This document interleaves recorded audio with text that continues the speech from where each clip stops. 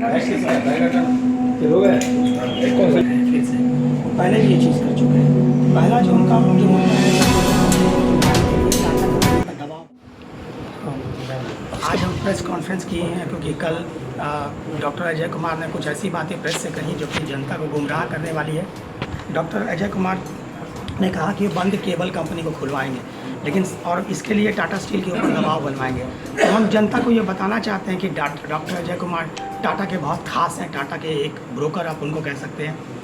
वो टाटा के दिए हुए मकान में कई सालों से रहते हैं। टाटा के दिए हुए अधिकारियों के, टाटा के कंपनी के शीर्ष पदों पे वो स्थापित है। टाटा से वो सैलरी पाते हैं और टाटा उनको बहुत ही अपना फेवरेट कैंडिडेट मानती है। तो डॉक्टर अजय कुमार कभी भी टाटा स्टील के ऊपर दबाव नहीं बना सकते हैं। वो ये बात बोल के जनता को बरगला रहे हैं। उन्होंने फिर से जो है बर्मा माइन से कुछ स्कूल्स को खुलवाने की बात की है, जो कि मेरा मुद्दा है। और डॉक्टर अजय कुमार फिर से इसमें पब्लिक को गुमराह कर रहे हैं कि वो टाटा को के ऊपर दबाव बनाएंगे। तो डॉक्टर अजय कुमार, आप टाटा से तनख्वाह पाके, आप टाटा के क्वार्टर में रह के, आप टाटा के सामने जो है वो दुम हिला के आप पब्लिक का काम नहीं कर सकते। आपको पब्लिक का काम करने के लिए निस्वार्थ बनना होगा। आपको पब्लिक का काम करने के लिए टाटा से पैसे लेना बंद करना होगा।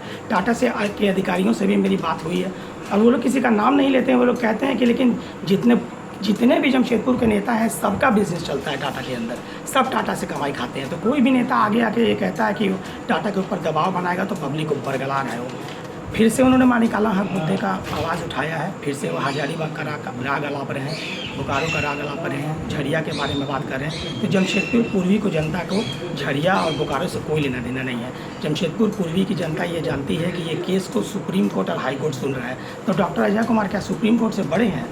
वो क्या हाई कोर्ट से भी बड़े हैं?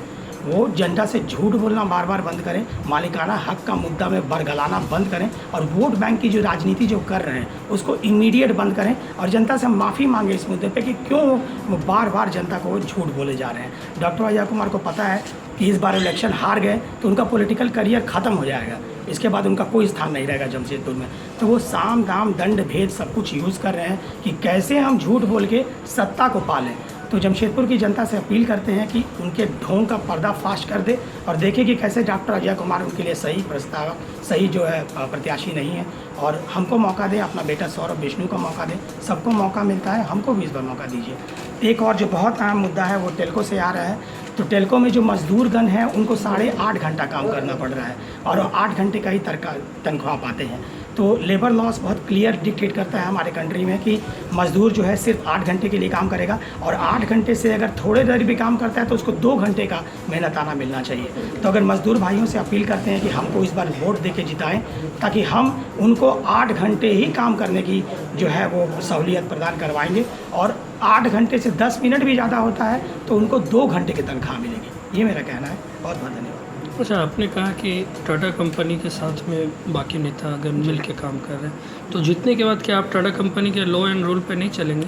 जी, टाटा कंपनी का कोई लॉ एंड रूल होगा तो अपने एम्प्लॉयज़ के लिए होगा। टाटा कंपनी का लॉ एंड रूल जो होता है वो पब्लिक जो पद का जो एमएलए और एमपी रहता है उनके लिए नहीं रहता है। मेरे ऊपर टाटा कंपनी का क्या, हम टाटा कंपनी में कोई नौकरी करते हैं क्या? या टाटा कंपनी का हम कोई तनख्वाह पाने वाले हैं? या हमको कोई ईएस ग्रेड में अपना रजिस्ट्रेशन करवाना है? या हमको परिवार के किसी आदमी को नौकरी दिलवाना है? या हमको टाटा का मकान चाहिए या ज़मीन चाहिए? हमको कोई मतलब नहीं है। हम टाटा के खिलाफ़ भी नहीं है। टाटा के अधिकारियों से मेरी बात होती है।